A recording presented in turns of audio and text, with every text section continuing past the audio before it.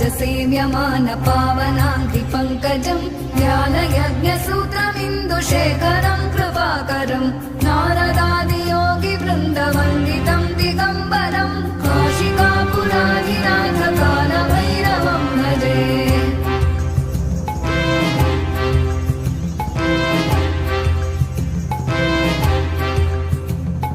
भानुकोटिभास्वरं भवाभितारकं परं नीलकण्ठमीप्सितार्थदायकं त्रिलोचनं कालकालमम्बुजाक्षमक्षशूलमक्षरम्